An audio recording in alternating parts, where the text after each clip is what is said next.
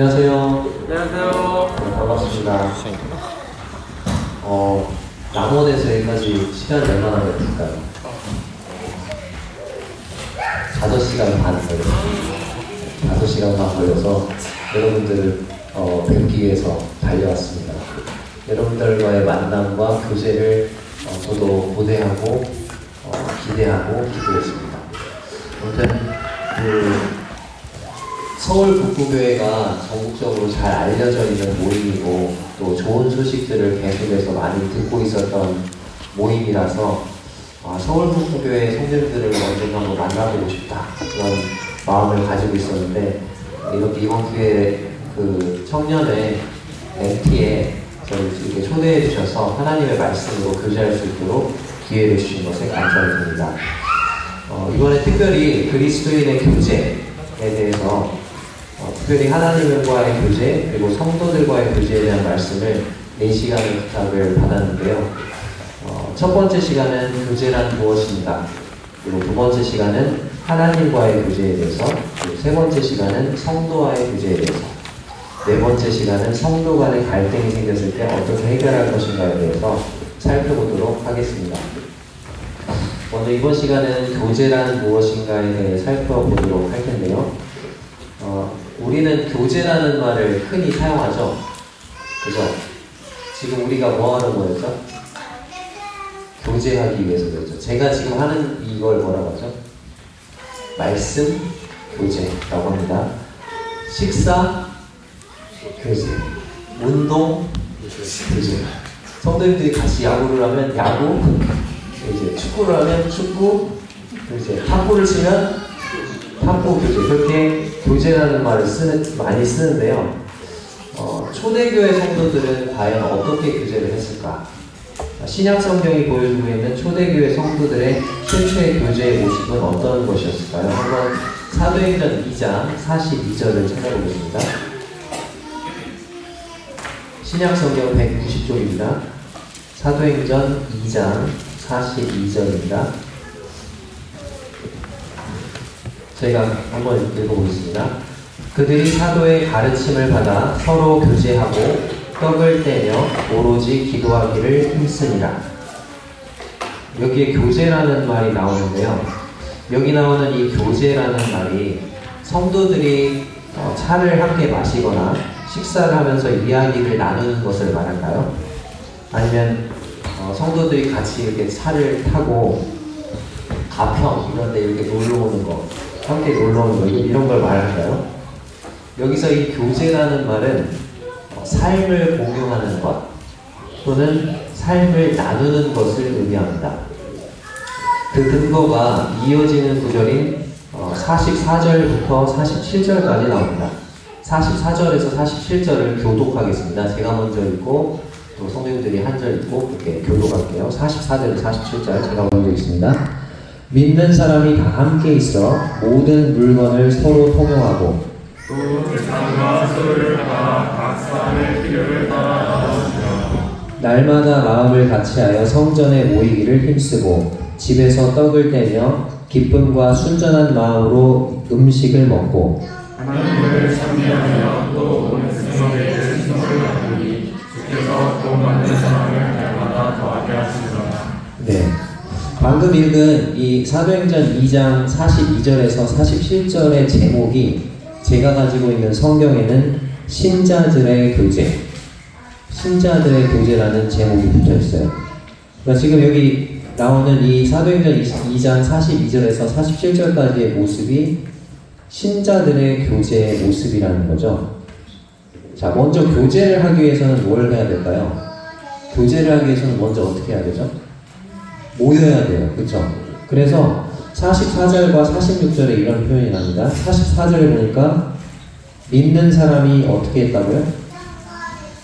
믿는 사람이 다 함께 있어. 이렇게 되어 있습니다. 믿는 사람이 다 함께 있었다. 자, 믿는 사람이 일부가 있었나요? 다 함께 있었나요? 네, 다 함께 있었다고 말하고 있어요. 믿는 사람이 다 함께 있었다. 자, 그리고 46절에는 어떤 표현이 나오냐면 날마다 마음을 같이하여 성전에 모이기를 힘쓰고 이렇게 나와 있습니다. 언제 모이기로 했었다고요? 얼마나 자주? 네, 날마다.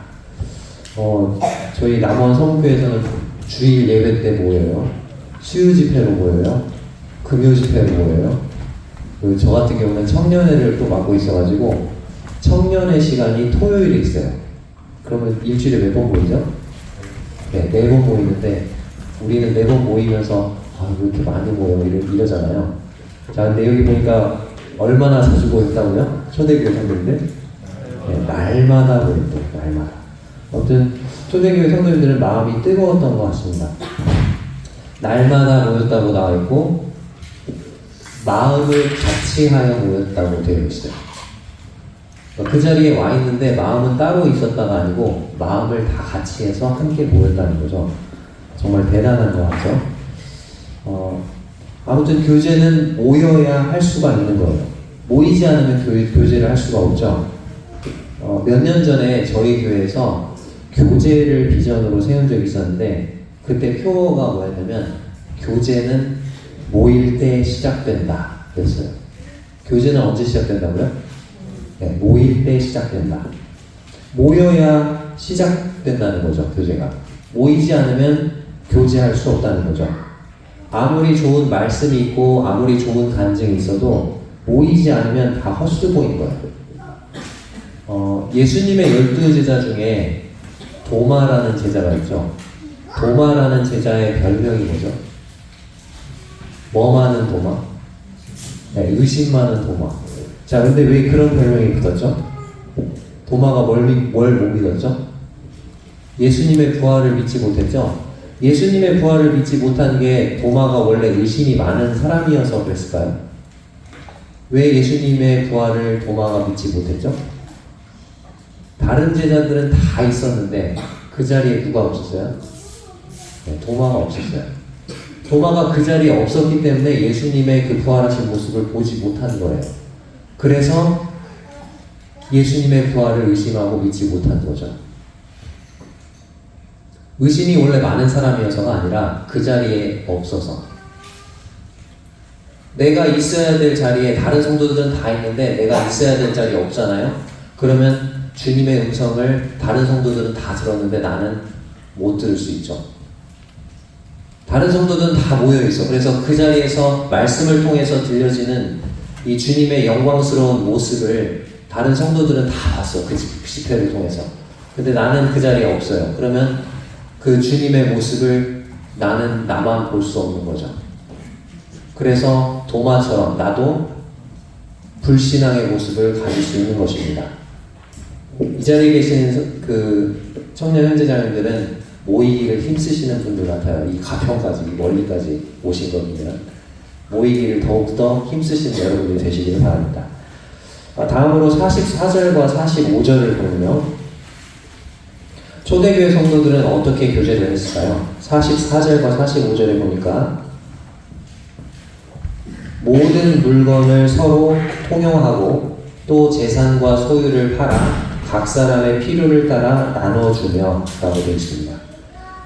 당시 오순절날 해외파 유대인들이 예루살렘에 왔다가 베드로의 설교를 듣고 구원받죠. 그리고 예루살렘 교회에 더해졌어요. 그 성도들이.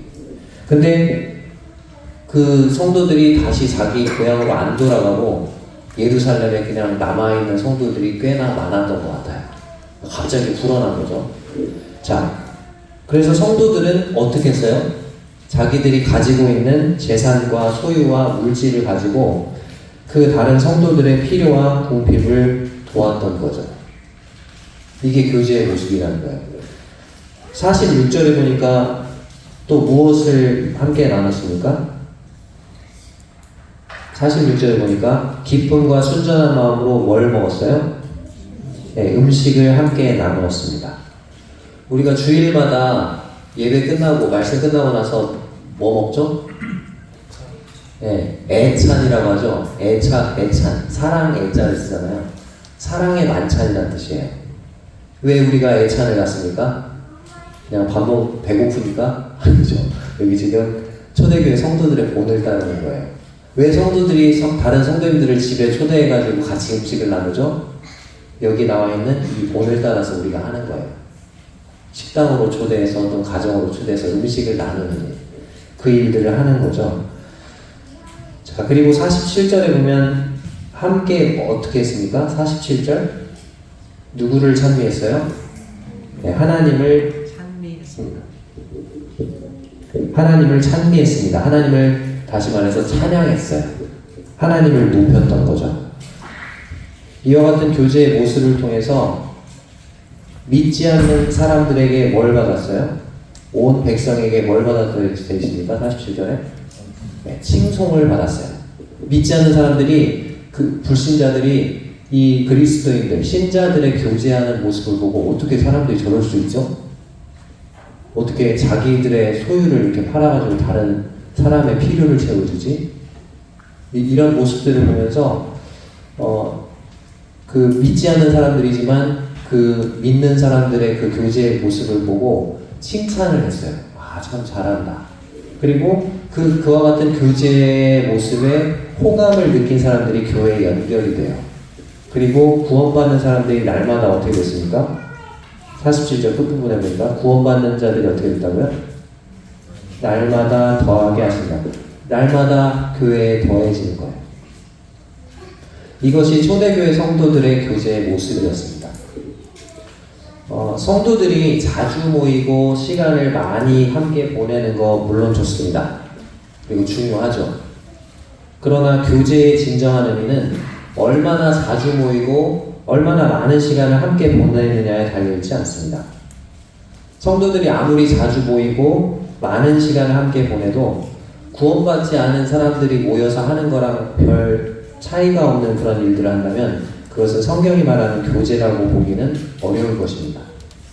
예를 들어서 성도들이 함께 모여서 저녁 식사를 해요. 그래서 막 얘기를 하는데 그 부동산이 어떠고 맛집이 어디 있고 또 건강관리를 어떻게 하고 뭐 이런 얘기만 계속 하다가 헤어졌어요.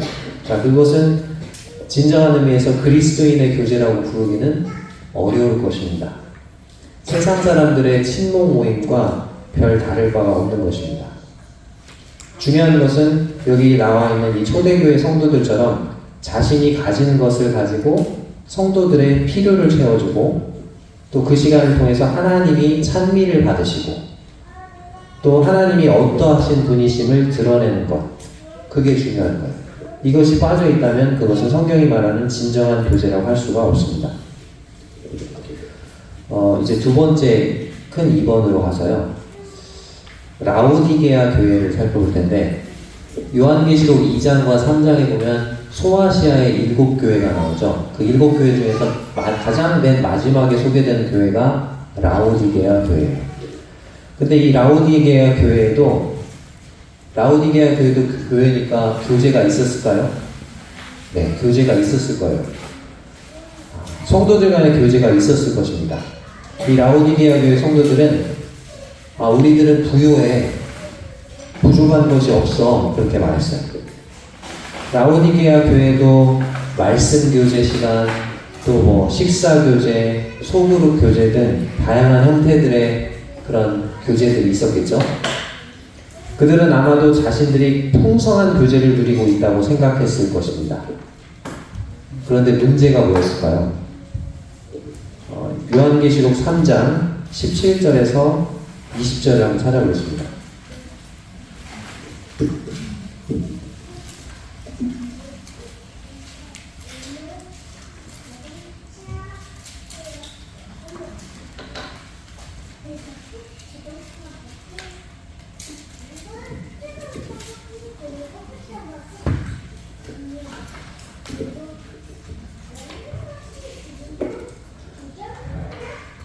요한계시록 3장 17절에서 20절 신약성경 402쪽입니다.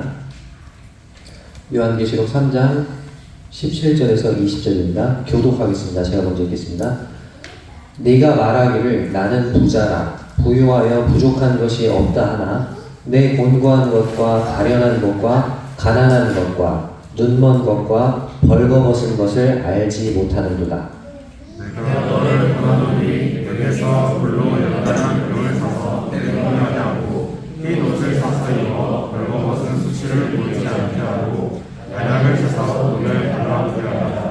무릇 내가 사랑하는 자를 책망하여 징계하노니 그러므로 내가 열심을 내라 회개하라.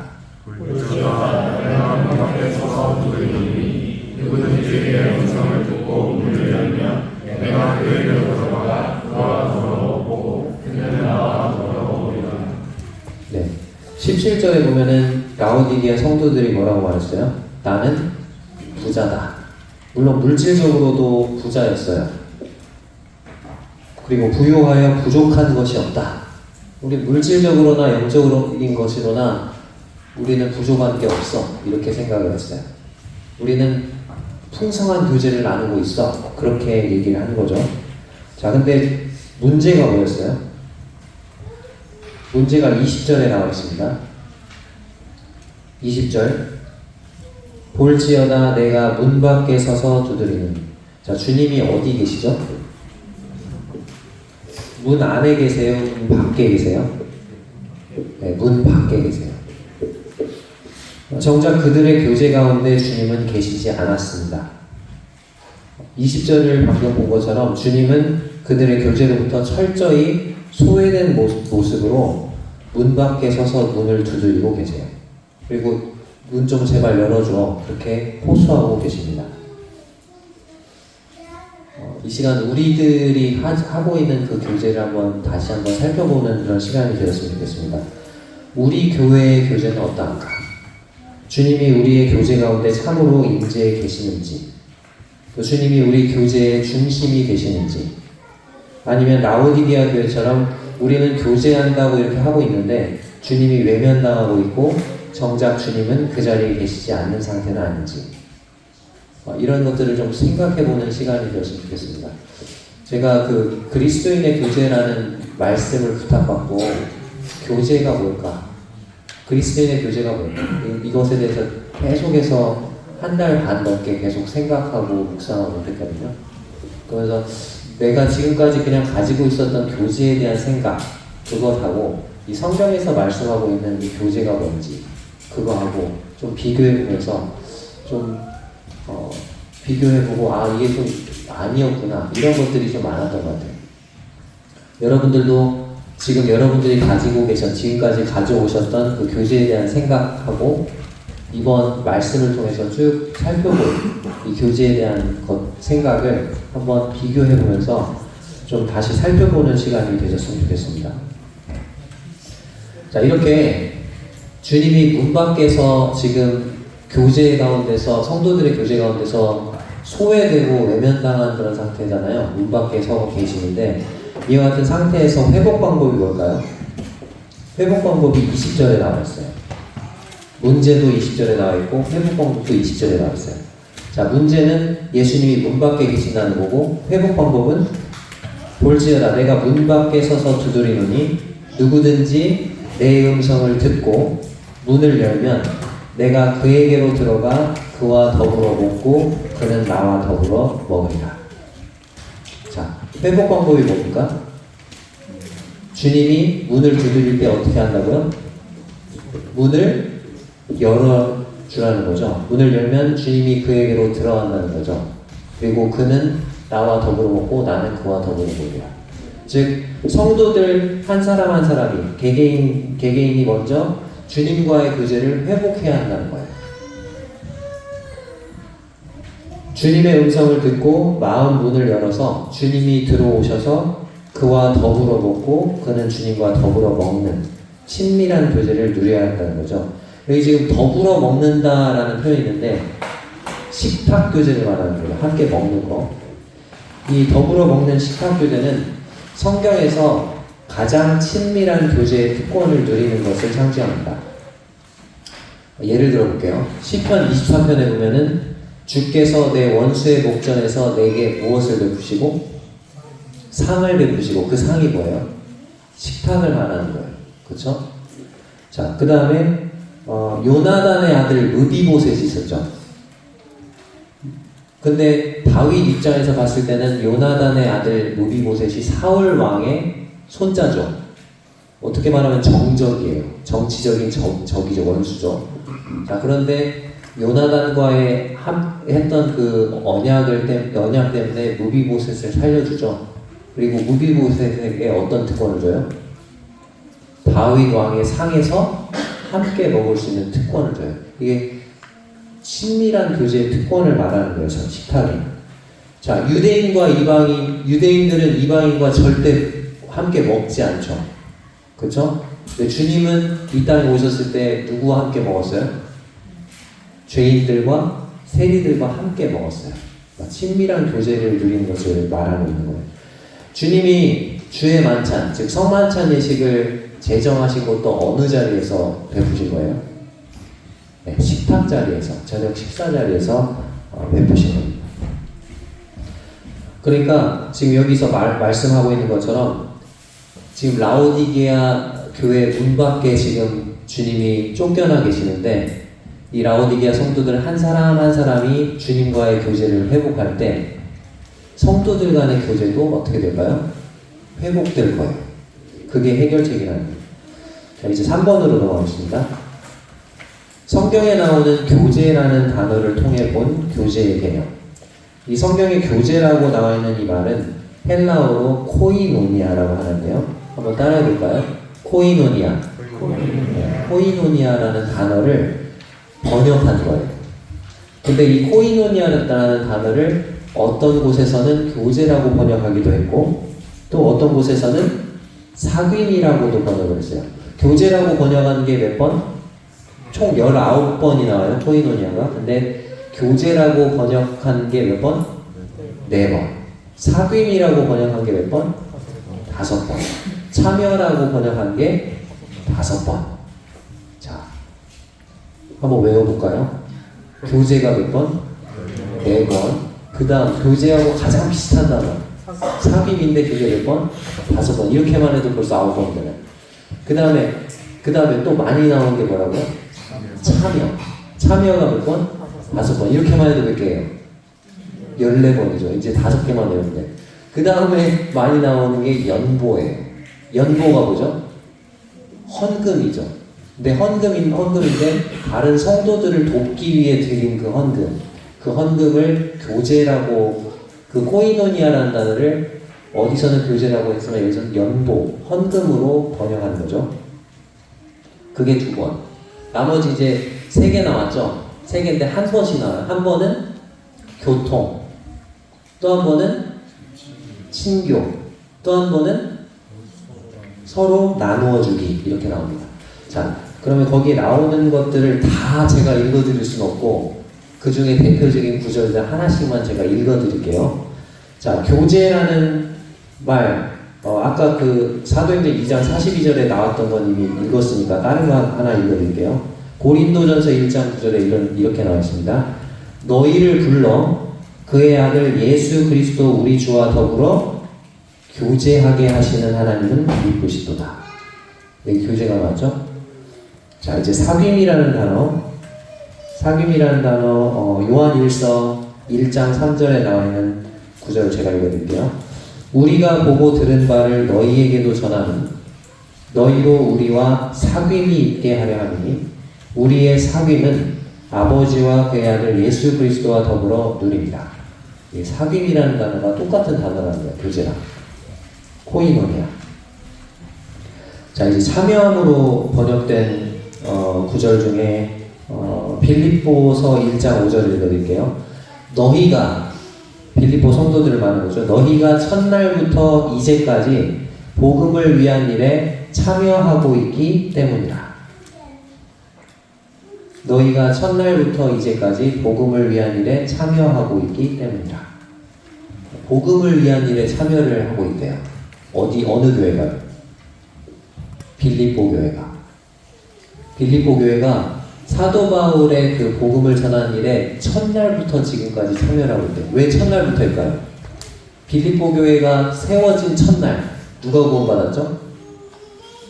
루디아 자매님이 구원받아요. 루디아. 근데 루디아 자매님이 구원받자마자 한 일이 뭘까요? 사도 바울 일행을 자기 집으로 초대해서 나를 주 예수 믿는 자로 알거든 우리 집에 유하라 하면서 강권해가지고 자기 집에서 숙식을 제공하는 거예요. 그러니까 첫날부터 복음을 위한 일에 참여, 지원해주고 자기가 가진 물질을 나눠준 거죠. 그래서 사도 바울이 빌립보 교회를 생각할 때마다 애틋한 마음이 있었어요. 감사한 마음이 있었고, 첫날부터 지금까지 교제를 하고 있는 거죠. 실질적인 교제.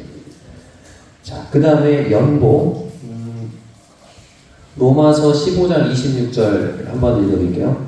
이는 마게도냐와 아가야 사람들이 예루살렘 성도 중 가난한 자들을 위하여 기쁘게 얼마를 연보하였습니다. 이 연보라는 단어도 코이노니아라는 단어랑 똑같은 거예요. 그러니까 마게도냐와 아가야에 사는 성도들이 예루살렘에 그 가난한 성도들이 많다, 그 소식을 듣고 그 성도들을 위해서 기쁘게 뭘 했다고요? 연보, 코이노니아를 했다, 교제를 했다, 그런 얘기예요. 그러니까 다른 성도들을 위한 헌금이 바로 뭐라는 거예요? 하나님 보실 때 교제라는 거예요. 자, 교통하심. 자, 고린도 후서 13장 13절에 나옵니다. 제가 한번 읽어드릴게요. 주 예수 그리스도의 은혜와 하나님의 사랑과 성령의 교통하심이 너희 무리와 함께 있을지어다. 교통이 뭐죠? 교통? 우리가 지금 서로 교통이 있나요? 교통함이 있나요? 영적으로? 없어요? 큰일 났네. 고개를 막 이렇게 흔드시는 분이 지금 영적으로 교통이 돼야 되는데 큰일 났네. 이 교통, 이렇게 함께 왔다 갔다 주고받는 거, 이 교통이죠. 이게 바로 교제라는 거예요. 자, 그 다음에 친교. 갈라디아서 2장 9절. 또 기둥같이 여기는 야고보와 게바와 요한도 내게 주신 은혜를 알고로 나와 바나바에게 친교의 악수를 하였으니 우리는 이방인에게로 그들은 할례자에게로 가게 하려 합니다. 친교의 악수를 했다. 친교. 이것도 교제와 똑같은 말이에요. 히브리서 13장 16절. 서로 나누어 주기라는 말이 나오는데요. 오직 선을 행함과 서로 나누어 주기를 잊지 말라. 하나님은 이 같은 제사를 기뻐하시느니라. 선을 행하는 것, 그리고 서로 필요를 따라서 나눠주는 것, 영적인 필요를 채워주고 물질적인 필요를 채워주고 이렇게 나눠주는 것, 서로 나누어주는 것을 잊지 말래요. 열심히 하래요. 왜? 하나님은 이 같은 제사를 기뻐하십니다.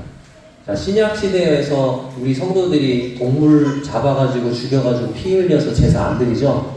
자, 우리는 어떤 제사를 드려요? 선을 행하는 것, 그리고 성도들의 필요를 따라 영적인 필요, 물질적인 필요를 따라 이렇게 나눠주는 것, 이것을 하나님이 제사로 받으신다는 거예요. 하나님은 이 같은 제사를 기뻐하신다는 거죠. 자, 다시 한번 이 코이노니아 단어들을 한번 외워볼게요. 자, 맨 처음에 교제라는 단어 몇 번 나온다고요? 4번. 교제랑 가장 비슷한 단어? 사귐으로 5번 나와요. 9번이죠. 그 다음에 또 많이 나온 거. 참여가 5번이죠. 그러면 14번이죠. 자, 그 다음으로 많이 나오는 거 2번 나왔던 거 있어요. 연보. 그 다음에 한 번씩 나온 거 있었어요. 하나는 교통하심, 교통. 또 하나는 친교. 또 하나는 서로 나누어 주기입니다. 네, 19번. 가장 좋은 건 여러분이 이제 말씀 끝나고 그 숙소 들어가셔서 하나씩 다 찾아보시는 거예요. 제가 시간이 없어서 이거 다 찾아보면 11시 될까봐 지금 한 절씩만 봤어요. 자, 그러니까 코이노니아라는 말을 종합해 봤을 때 교제는 즉 사귐이고, 사귐은 즉 그 다음 뭐였죠? 참여고, 참여는 즉 연보고, 연보는 즉 교통이고, 교통은 즉 친교고, 친교는 즉 서로 나누어 주는 거죠. 그것을 전반적인 의미에서 코이노니아라는 단어를 정리를 해보면, 코이노니아는 사귐이고 함께 나누는 거다라는 거예요. 코이노니아는 사귀는 거, 함께 나누는 거, 그게 코이노니아라는 거예요. 그 개념. 자, 이제 4번으로 넘깁니다. 근데 이 교제라는 거, 이 코이노니아는 2가지 차원으로 나누어집니다. 수직적인 차원이 있고 수평적인 차원이 있어요. 자, 수직적인 차원이 뭘까요? 하나님과 나와의 이 교제, 하나님과 나와의 이 개인 간의 이 교제, 이게 뭐예요? 이게 수직적 차원의 교제. 자, 수평적 차원의 교제는 뭘까요? 나와 다른 성도들 간의 교제, 이것이 수평적 차원의 교제예요. 자, 그렇다면 이 두 가지 차원의 교제 중에서 더 중요한 것은 뭘까요? 네, 수직적 차원의 교제가 더 중요하겠죠. 하나님과 나와의 이 개인적인, 이 수직적인 차원의 교제가 잘 이루어져야 성도들 간의 이 수평적인 차원의 교제도 잘 이루어진다는 것입니다. 하나님과의 관계가 좋으면 다른 성도들과의 관계도 어때요? 좋아요. 근데 하나님과 나와의 관계가 나쁘잖아요? 그러면 성도와의 관계가 어떻게 될까요? 나빠질 수밖에 없어요. 하나님과의 긴밀한 교제를 통해서 내가 영적으로 충만해져야 성도들과의 교제에서도 내가 좋은 것을 나눠줄 수 있어요. 근데 하나님과의 교제가 빈약하잖아요? 그럼 성도들에게 좋은 거 나눠줄 수 있을까요? 좋은 게 안 나가요. 좋은 말이 나가야 되는데 거친 말이 나가요. 그쵸? 이거는 내가 영적으로 건강해져야만 다른 성도들을 더 잘 도와줄 수 있는 것과 같은 이치입니다. 그래서 하나님과의 교제는 성도 간에 이루어지는 교제의 원천이에요. 제가 이 시간 여러분들 앞에서 이렇게 말씀을 교제하고 있잖아요. 수평적인 교제를 하고 있잖아요. 자, 그럼 이 수평적인 교제를 가능하게 한 거, 이 말씀 제가 어디서 받았을까요? 네? 제가 막 머리로 고안했을까요? 네, 하나님께 받은, 하나님과의 그런 수직적인 차원의 교제를 통해서 받은 말씀을 지금 이 시간 여러분과 수평적으로 교제하고 있는 거예요. 맞습니까? 자, 우리가 물질로 성도들을 돕는다. 이 물질 어디에서 온 거예요? 하나님이 주신 거죠. 하나님이 주신 것을 성도들과 나누는 거예요. 하나님이 주신 이 영적인 것들을 성도들과 나누고 하나님이 주신 물질적인 부분들, 이런 것들을 성도들과 나누는 거예요. 맞습니까? 네, 그렇죠. 자, 그렇다면 하나님과 나와의 수직적인 차원의 교제만 중요하고 성도들 간의 교제는, 수평적인 교제는 별로 중요하지 않을까요? 나는 하나님과의 교제만 엄청 가질 거야. 비밀하게 골방에 틀어박혀가지고 혼자 하나님과만 교제해. 성도들과 안 만나. 교회를 안 나가. 그리고 이거 건강한 거예요? 건강하지 못한 거예요?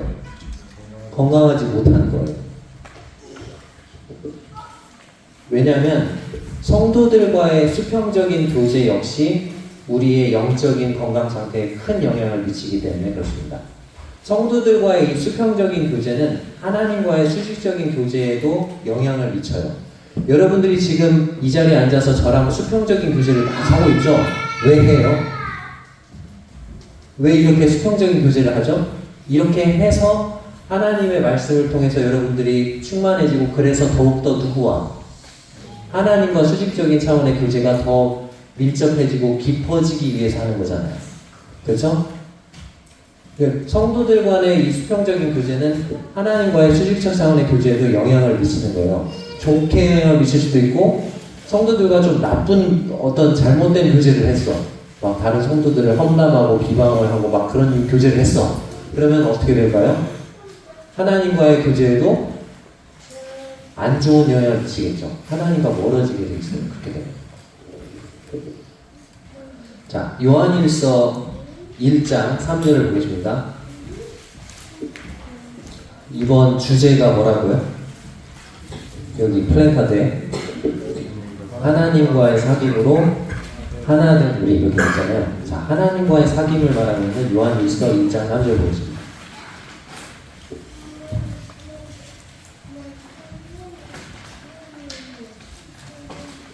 요한일서 1장 3절입니다.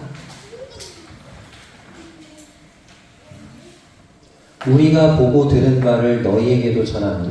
자, 사도 요한이 우리가 보고 들은 바를 너희에게 전하니. 사도 요한이 보고 들은 바가 뭘까요? 앞에 나온 1, 2절에 나와 있어요. 사도 요한이 보고 들은 게 뭐냐면 1절에 나와 있는 태초부터 있는 생명의 말씀을 보고 들었어요. 태초부터 계셨던 생명의 말씀, 그분이 누구죠? 예수 그리스도예요. 근데 그 예수 그리스도를 우리가 1절에 보니까 들었고, 눈으로 봤고, 자세히 보고, 우리의 손으로 어떻게 했다고요? 만졌다고요. 그 예수님을. 그래서 사도 요한이 보고 들었던 그 예수 그리스도, 그 예수 그리스도를 누구에게 전해요? 누구에게 전해요? 너희에게 전해요. 자, 그렇게 전함은 이라고 되어 있어요. 사도 요한이 보고 들었던 그 예수 그리스도를 너희에게 이렇게 전하는 이유가 뭐예요? 너희로 우리와 뭐가 있기 위해서? 사귐이 있게 하려 함이니 그랬죠. 내가 지금 내가 보고 들은 예수 그리스도를 너희에게 전해. 그 이유가 뭔지 알아? 그것은 너희가 우리랑 사귀었으면 좋겠어. 그런 얘기죠. 근데 가만히 보니까 이 사도 요한이 갖고 있는 사귐이 어떤 사귐인지 얘기하고 있죠. 3절에. 우리의 사귐은 누구와 더불어 누리는 사귐이에요? 우리의 사귐은 아버지와 그의 아들 예수 그리스도와 더불어 누립니다. 자, 사도 요한이 이렇게 얘기하는 거예요. 이것을 정리하면 우리가 지금 어떤 분하고 사귐을 갖고 있는데 그 어떤 분이 누구예요? 바로 예수 그리스도. 그죠? 우리가 지금 어떤 분하고 이렇게 사귐을 갖고 있는데 그 사귐이 너무 좋아. 그래서 그 사귐을 우리만 알고 있기엔 너무 아까워. 그래서 그 사귐에 너희를 초대하고 싶어. 근데 그 사귐이 알고 봤더니 어떤 사귐이냐? 우리의 사귐은 아버지와 그의 아들 예수 그리스도와 더불어 누립니다. 라는 거죠. 지금 여기에 지금 수직적 차원의 교제와 수평적 차원의 교제가 나오죠? 그렇죠? 자, 수직적 차원의 교제. 먼저 너희와 우리의 사귐이 나오죠? 너희와 우리의 사귐은 어떤 차원의 교제죠? 수평적 차원의 교제. 자, 그리고 아버지와 그의 아들 예수 그리스도와 더불어 누리는 사귐은 어떤 교제? 수직적 차원의 교제. 자, 그러면 사도 요한은 이 두 가지 차원의 교제 중에서 어떤 교제를 먼저 갖고 있었고 그 다음에 어떤 교제를 갖고자 했어요? 자, 먼저 사도 요한이 가지고 있었던 교제는 어떤 차원의 교제? 네, 하나님과 나와 이 교제를 갖고 있었죠. 수직적 차원의 교제를 갖고 있었고 이 교제가 너무 좋으니까 그 교제에 누구를 초대해요? 너희들을 초대하는 거죠. 이 수평적 차원의 교제로 이어지기를 원했던 거죠. 자, 우리는 살아가면서 많은 사람들과 여러 종류의 사귐을 갖습니다. 그리고 그 사귐들을 통해서 기쁨을 얻기 원해요. 근데 사람과의 사귐은 우리에게 온전한 만족을 주지 못해요. 때로 사람과의 사귐은 우리에게 실망과 슬픔을 안겨줍니다. 그러나 아버지와 그의 아들 예수 그리스도와 더불어 누리는 사귐은 우리에게 무엇을 줄까요? 4절을 보겠습니다. 4절에 뭐라고 나와있어요? 우리가 이것을 쓰면 우리의 기쁨이 충만하게 하려 함이라. 자, 여기 우리의 기쁨이 다른 번역 성경에는 너희의 기쁨으로 나와요. 그러니까 사도 요한이 여기 나와 있는 이 너희를 이 요한일서를 통해서 우리의 사귐에 초대를 하는데 그 이유는 너희가 이 사귐을 통해서 충만한 기쁨을 얻게 하기 위함이라는 거예요. 그래서 하나님과의 교제 그리고 예수 그리스도와의 교제는 우리에게 기쁨을 준다는 거예요. 자, 근데 그게 그냥 기쁨이 아니고 어떤 기쁨을 준다고요? 충만한 기쁨을 준다는 것입니다. 이 하나님과 그의 아들 예수 그리스도의 교제는 그 교제 안에 있는 사람만이 맛볼 수 있는 기쁨이죠. 이 세상 사람들이 이해할 수 없는 기쁨을 준다는 것입니다. 자, 이제 5번으로 넘어갈게요.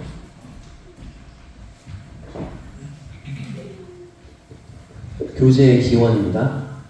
교제라는 것이 언제부터 시작됐을까요? 자, 먼저는 삼위일체 하나님이 계셨잖아요. 그죠? 삼위일체 하나님. 그래서 성부와 성자와 성령, 그 세 위격 간의 교제가 있으셨을 거예요. 하나님 그 세 위격 간의 교제만 있었어요, 처음에는. 근데 그러다가 하나님께서 인간을 창조하시죠. 그리고 하나님과 인간 사이의 교제가 생겨났죠. 그런데 인간이 어떻게 했어요? 범죄를 했죠. 그래서 인간의 범죄 이후에 하나님과의 교제가 어떻게 됐어요? 단절됐어요. 그리고 그 단절된 교제를 하나님이 회복시키기 위해서 구약 시대 때 하나님이 화목제물을 주시죠. 제사를 통해서. 그죠? 그리고 이제 신약에 와서는 근본적인 화목제물 되시는 예수 그리스도를 통해서 그 교제를 어떻게 하고자 하세요? 회복하고자 하시는 거죠. 이게 교제의 기원입니다. 자, 6번째, 6번으로 넘어가겠습니다. 교제의 기초. 교제의 기초는 누굴까요? 예수 그리스도입니다. 교제의 기초는 예수 그리스도. 자, 우리가 지금 이 자리에 모여있는 기초가 뭐예요? 왜 우리가 모였어요? 왜 우리가 이렇게 모일 수 있어요? 예수 그리스도 때문이잖아요. 그렇죠? 예수 그리스도의 피로 우리가 하나님의 자녀가 됐고 또 하나님 아버지와 교제할 수 있는 관계가 된 거죠. 또 예수 그리스도의 몸된 교회의 지체들이 됐어요. 전에는 우리가 아무 관계가 없었어요. 아무 상관이 없는 사람들이었어요. 근데 예수 그리스도의 피로 인해서 서로 교제할 수 있는 관계가 된 거죠. 그래서 예수 그리스도와의 수직적인 교제는 성도 간의 수평적인 교제를 가능하게 해요. 만약에 예수 그리스도와의 수직적인 교제가 없다, 그러면 성도 간의 수평적인 교제는 불가능합니다. 거기 제가 예시라고 써져 있죠. 예라고 써놨는데, 예수님의 12제자 중에 마태라는 제자가 있죠. 마태의 직업이 뭘까요? 네, 대답을 빨리빨리 해주셔야 이 말씀이 빨리 끝납니다. 예수님의 제자 마태의 직업은 뭘까요? 세리입니다. 세리. 그러니까 세금 징수원이죠. 세금 징수원. 근데 그 당시 세금 징수를 어느 나라를 위해 해요? 이스라엘 조국을 위해 해요? 아니면 로마를 위해 해요? 로마를 위해서 하는 거예요. 그러니까 친일파가 아니고 친로마파죠. 근데 예수님의 제자 중에 열심당원 시몬이라는 사람이 있어. 자, 이 열심당원 시몬은 어떤 사람일까요? 네, 민족의 배신자를 처단하는 일을 하던 사람이에요. 독립군이에요, 독립군. 자, 우리나라로 말하면 일제강점기 때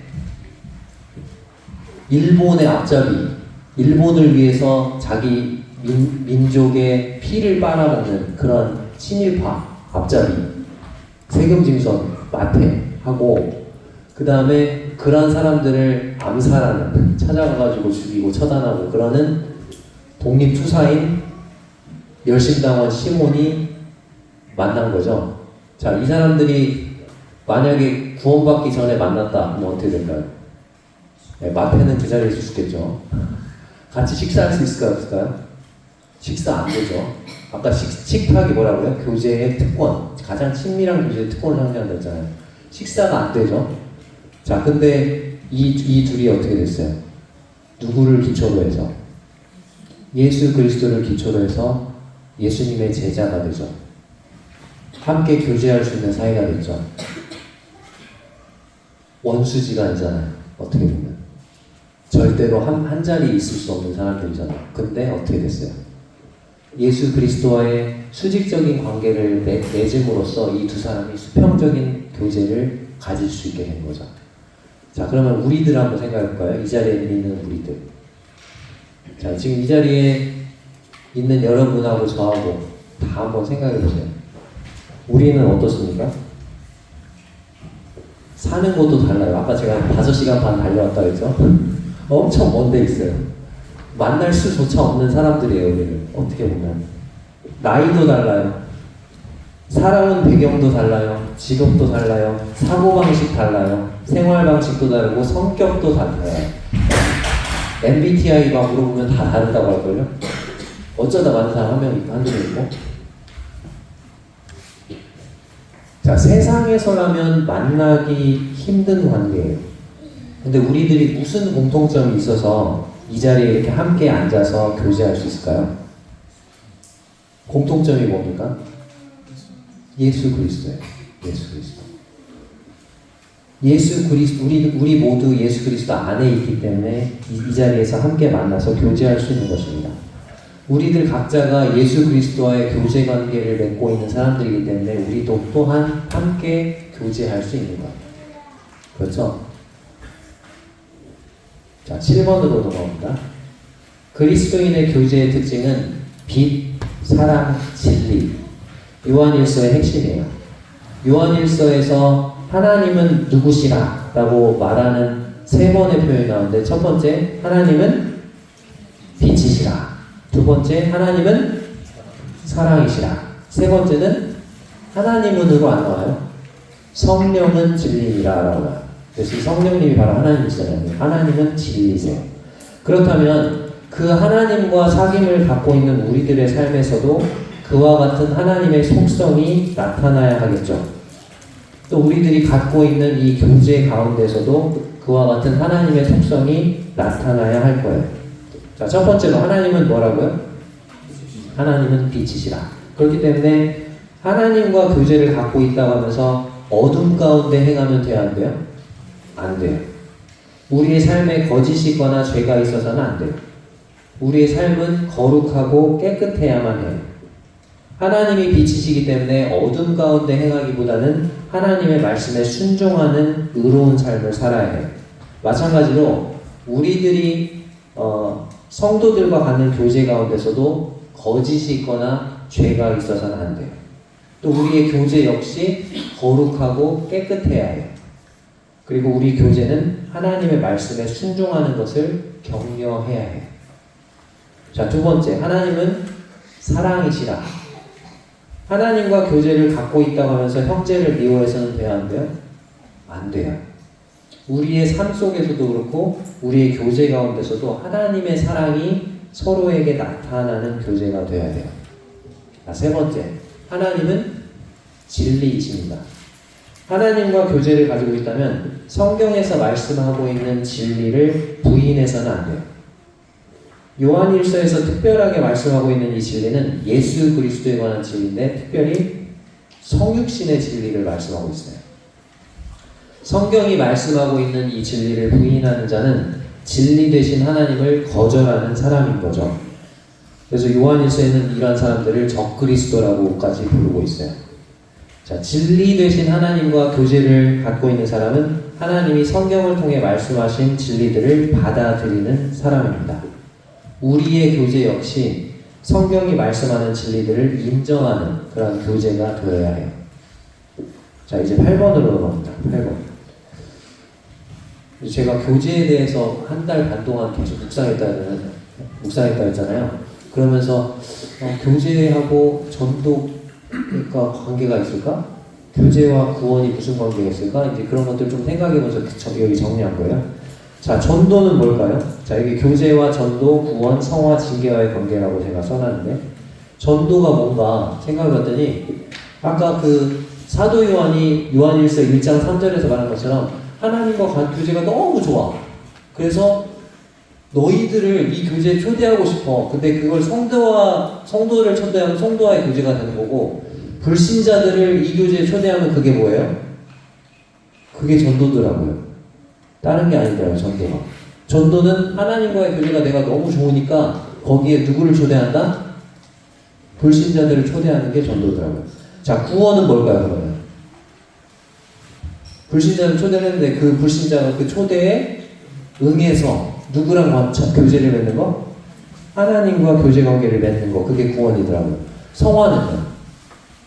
성화가 뭔가 했더니 그 하나님과의 교제가 더욱더 깊어지고 친밀해지는 것이더라고요. 그러면서 예수님을 더욱더 닮아가고 더욱더 거룩해가는 과정. 그게 성화잖아요. 자, 징계는 뭘까요? 징계.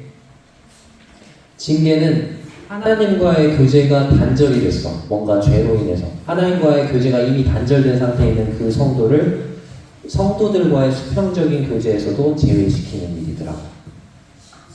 정리가 되셨어요? 네. 9번으로 갑니다. 교제의 지침입니다. 4가지로 정리했죠. 첫 번째, 영육을 분간하라. 영적인 것과 육신적인 것을 구별할 줄 알아야 한다는 거죠. 하나님의 말씀으로 신앙 안에서 유익이 되고 덕이 되는 교제는 영적인 교제예요. 그런데 세속적인 대화나 성도를 비방하는 모든 것, 그리고 신앙에 유익이 되지 못한 것은 육신적인 교제예요. 영적인 교제는 계속해서 잘 더 할 수 있도록 장려해야 되겠죠. 육신적인 교제는요. 육신적인 것은 경계하고 금지시켜야 되겠죠. 어떤 분이 이렇게 말했어요. 비방하고 판단하는 말은 세 사람을 죽인대요. 남을 비방하고 판단하는 말은 몇 사람 죽인다고요? 세 사람. 누구를 죽일까요? 첫 번째, 그 말하는 자신. 두 번째, 그 말을 듣는 사람. 세 번째, 그 비방의 대상이 되는 사람을 죽인대요. 이런 것들은 하지 말아야 됩니다. 두 번째, 교제 지침, 공사를 구별하라. 이게 공적인 것인지 사적인 것인지를 구분할 줄 알아야 된다는 거죠. 어떤 내용은 이게 어떤 개인에게 국한되는 내용일 수가 있어요. 근데 어떤 것은 그게 개인에게 해당되는 것이면서도 다수 또는 공적인 것과 직결되는 내용일 수도 있다는 거죠. 그럴 때 우리는 그런 내용을 함부로 말하는 것을 조심해야 되겠죠. 자, 세 번째, 경중을 분별하라. 경이 무슨 경자죠? 가벼울 경, 중은 무거울 중. 이게 가벼운 내용인지 무거운 내용인지, 이게 사안이 좀 중요하지 않은 건지 중요한 것인지를 분별해야 된다는 거예요. 사안의 경중에 따라서 어떤 것들은 내가 얘기할 수 있는 것이 있고 어떤 것들은 함부로 말해서는 안 되는 것들이 있다는 거죠. 그런 것들을 잘 판단하셔서 말씀하시기 바랍니다. 교제하실 때. 자, 네 번째, 뭐죠? 진위를 판단하라. 이게 진짜인지 거짓인지. 교제에 있어서 거짓은 반드시 배제돼야 되겠죠. 거짓을 교제하면 안 되겠죠. 근데 우리 그럴 때 있잖아요. 뭔가 나랑 어떤 성도가 다퉜어. 그러면 그 성도를 직접 찾아가가지고 제가 이렇게 했는데 왜 이렇게 서로 오해를 풀어야 되는데 우리는 다투고 뭐가 안 좋아. 그럼 누구 찾아가죠? 이 성도 찾아가요? 아니면 다른 성도 찾아가요? 누구 찾아가요? 여러분들 누구 찾아갔어요? 보통 누구 찾아갑니까? 내 말 잘 들어주는 사람. 그 형제가 말이야, 그 자매가 말이야, 이렇게 됐어. 근데 그렇게 말을 하면서 나에게 유리하게 말해요? 아니면 저 사람에게 유리하게 말해요? 보통 우리는 어떻게 하죠? 나에게 유리하게 말하잖아요.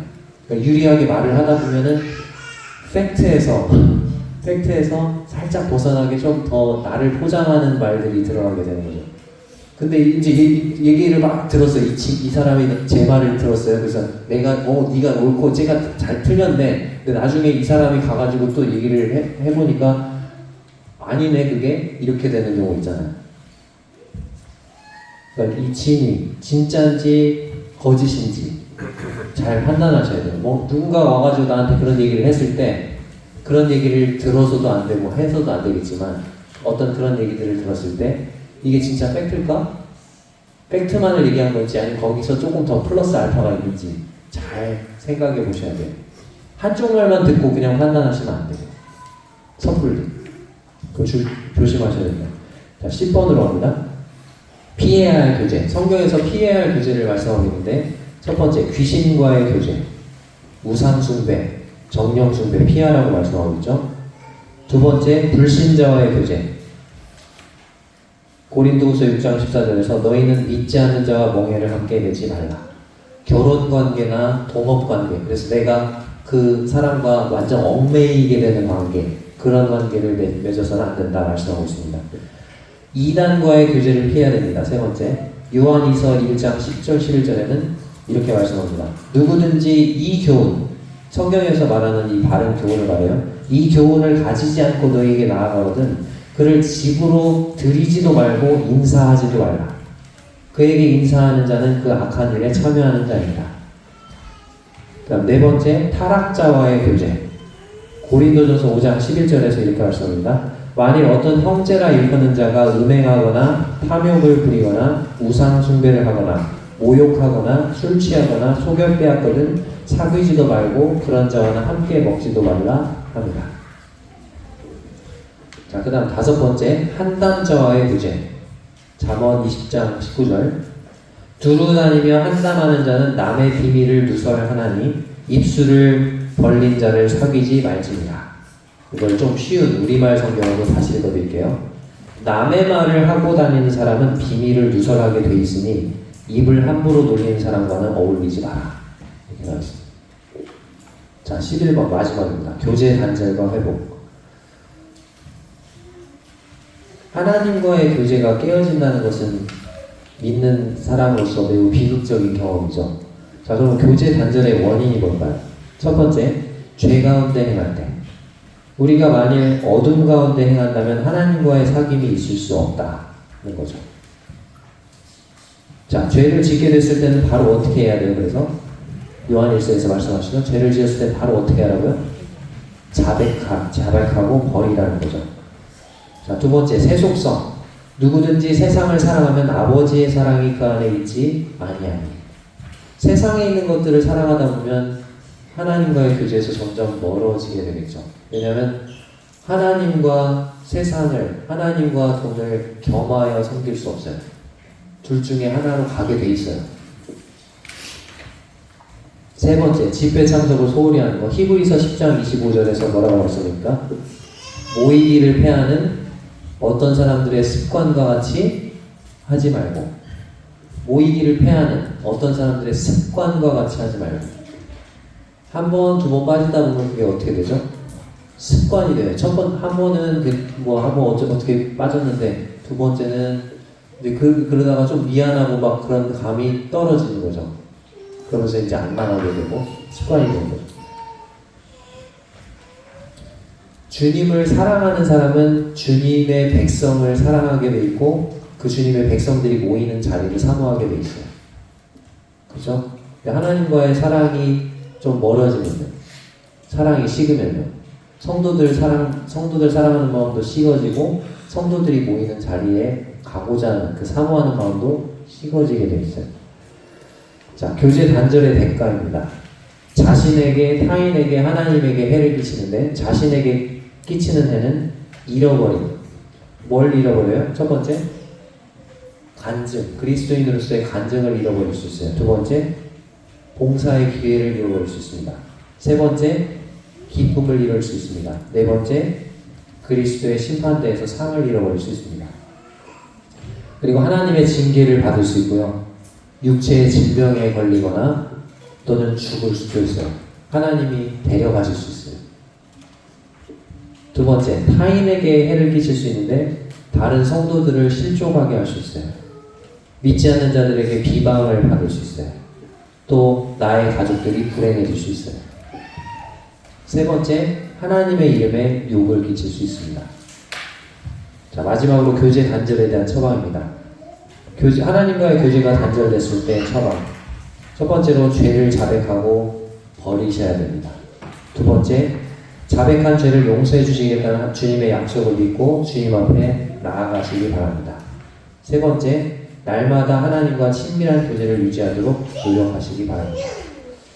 네, 11번까지 제가 아무튼 교제란 무엇인가에 대해서 총론처럼 막 엄청 요약을 정리를 했는데 여러분들은 지금 2페이지짜리죠? 저는 이 원고는 11페이지짜리예요. 그래서 이거를 잘 전달할 수 있을까? 한번 해봤습니다. 이 자리에 계신 모든 성도님들이 주님과 친밀한 교제 가운데 거하시고 또 주님 보시기에 아름답고 성경적이고 풍성한 교제를 성도들과 누리시는 귀한 성도님들이 되시기를 바랍니다. 이상으로 말씀 마치겠습니다. 감사합니다.